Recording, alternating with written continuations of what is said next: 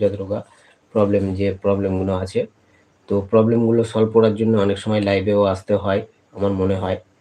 তো যেহেতু আমি অনেক পুরানো নয়, নতুন যেহেতু ক্রিয়েটার বা ইউটিউবার, তো সেই হিসাবে আমি তোমাদেরকে একটাই ছোট্ট পরামর্শ দিতে পারি। আমার যে সমস্যাগুলো হতো, সেই সমস্যাগুলো সলভ একমাত্রই হতে পারে তোমরা যদি লাইভে আসো। অনেক সময় ভিউজ কমে যায়, অনেক সময় নানা রকম প্রবলেম থাকে চ্যানেলের মধ্যে। যখন তোমরা লাইভে আসবে, তো আমার যে অভিজ্ঞতা থেকে আমি বলতে পারি, তোমরা যদি 1 ঘন্টা 2 ঘন্টা লাইভ করতে পারো, তাহলে কিন্তু তোমাদের প্রবলেমগুলোকে সলভ করতে পারো।